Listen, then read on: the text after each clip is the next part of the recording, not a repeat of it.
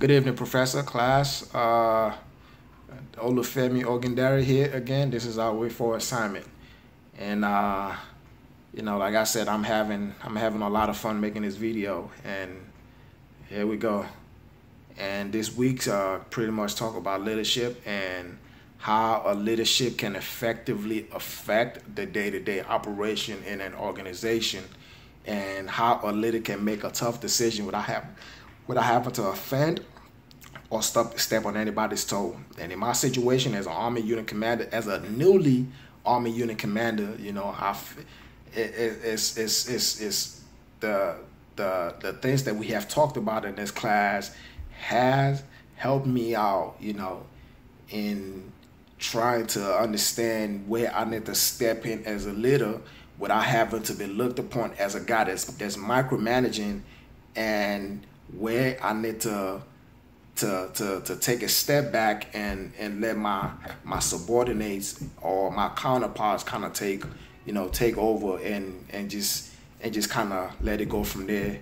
And just like you guys know, the way the Army is structured is you have the unit commander, and you have the first sergeant, who's supposed to be the commander's right hand man, and to kind of serve as a guide for the commander to pretty much know how to tap into resources, and know how to tap into our sustainment, and know how to bring a training schedule with everything that we have, how to bring it all together and make it an outstanding training, and it's in that sense, so to speak. So like I was saying, as a new commander, having a first sergeant, a newly promoted first sergeant that was previously a training NCO, and I'm not sure how to put this, but he was a training NCO in a different corps that's not related to military police. Because every branch have a way of operating. Every branch have a way of setting up training. Every branch know pretty much how to apply the troop leader procedure to be able to have a full-on training in that capacity. So I have a first sergeant who comes in. I'm not completely sure how he thought he was going to come into a unit and pretty much make the decision that a unit commander is supposed to be making. So we had a situation where he was supposed to put a training schedule together. A training schedule is pretty much everything everything that has come down from the battalion commander with our mission essential task list. It's a bunch of tasks, a collective task and an individual task that's been given to be able to train on from the beginning of a fiscal year, meaning from October of last year to September of this year. So mind you, having a company first sergeant that came, pretty much in the middle of the second quarter, and he really didn't have an idea how our training schedule works, or how our mission essential task list, how that works. But instead of trying to get with the command team, trying to get with my full-time staff to be able to get a full understanding of how it works, he had the mentality of him coming in thinking training it's been conducted in his previous MOS, and he was going to bring it into the MP Corps and thinking it was going to be the same. Sometimes it's similar, but at the same time, there's nuances to how training schedules being put together, and how training is being ran, and how we apply our troop leading procedure. Is sometimes similar, but at the same time, it does have different nicks into it. So he came in thinking he was gonna be making decision. He'll put together a training schedule. The training schedule that he put together was was not up to par, and it has lapses in how, you know, how we manage our time and how we conduct training from the time that we come in the morning and from the time that we leave, you know, at the end of at the close of business. So I pulled him to the side and let him know, First Sergeant, the way that you put in this training schedule, it's not right. And you know, when we put this training schedule together, he's got to go up to a battalion commander who is a lieutenant colonel, and from a lieutenant colonel, it goes all the way to a brigade commander who's a full bird colonel, and it goes all the way to the commanding general, who is a brigadier general, who is a 1-star general. So when we put a training schedule together at a company level, you have to make sure that you put our most critical mission essential task into that training schedule. So when a 1-star general is looking at it, a 1-star general can look at it and say, okay, this is an awesome training schedule, or this is a jacked up training schedule. But you know, to kind of cut the story short, you know, First Sergeant felt like, you know, I was not in a position to call him and let him know the training schedule that he was putting together was not accurate. So we got into it. Mind you, the status quo, I'm not gonna say the status quo, the norm is when a First Sergeant comes into a company, a First Sergeant is supposed to guide the company commander and teach him the left and right, and teach him the left and right limit, and teach him the nuances of being a commander.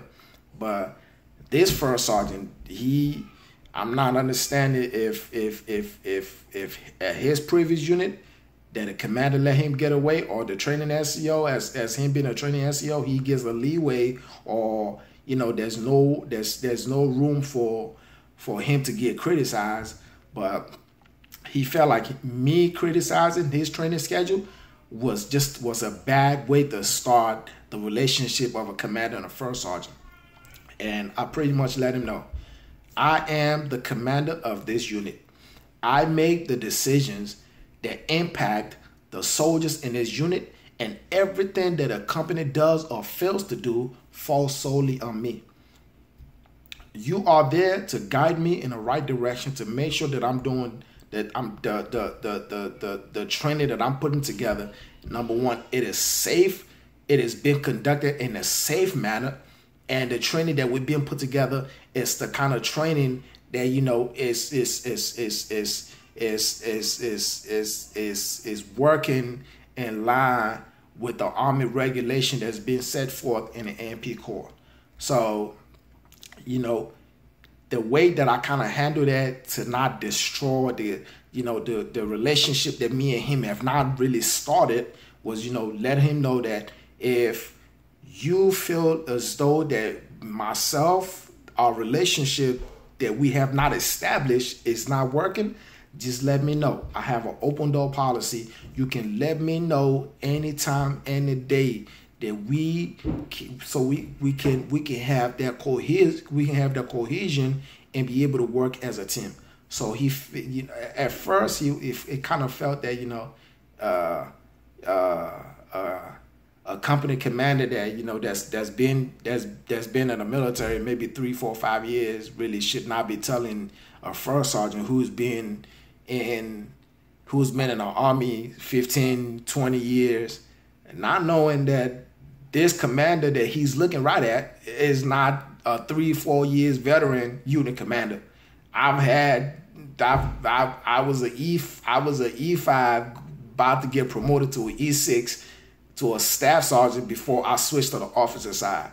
So I think, you know, when I explained it to him in that aspect, you know, kind of took a step back and said, this is not only a commander, but this is a seasoned veteran Army commander. So, you know, I think I need to toe the line the right way and really not, you know, not have a toxic relationship. So it kind of backed off, and, you know, and the reason why I'm kind of explaining it this way is, some of the things that we have talked about from week 1 all the way to week 4, kind of shaped the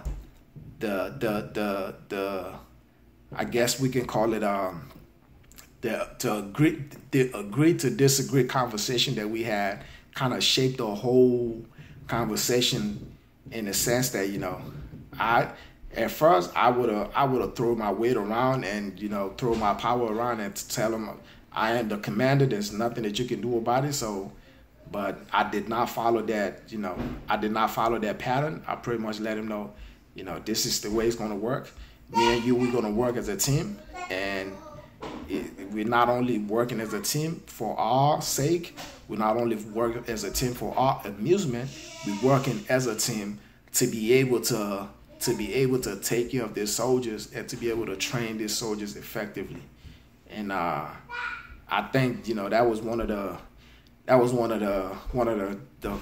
first, not so challenge, but that was one of the first roadblock that I came across, as a newly appointed company commander. And I felt like, if I would have handled it the wrong way, it would have backfired not only on myself but him, because having a new commander and a new first sergeant, if you two cannot put your differences to the side and work for the betterment of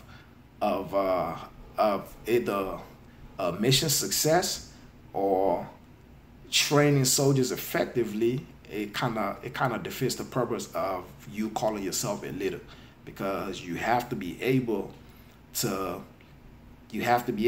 work, and you have to be able to work with somebody in a tough situation, and at the same time you have to be able to work with different leadership styles, which I think his leadership style was, I've always been the one calling shots. I've always been in a leadership position where, my decision has always been a final decision.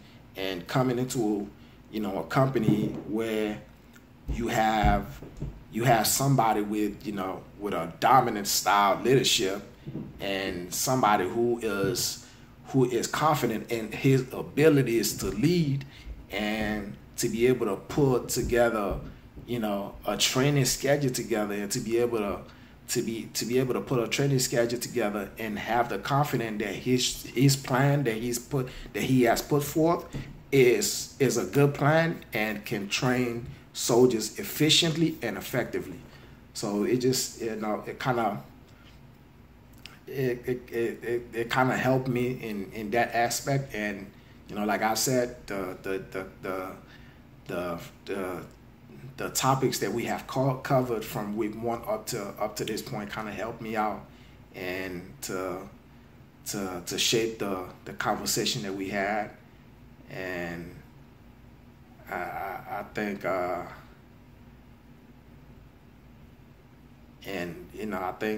think that was pretty much how the whole thing kind of went. And I've had I'm having an awesome time as a leader, and I think this class have helped me out and will continue to help me, to be able to problem solve and to be able to deal with different leadership style. And like I said, I'm having an awesome time with this.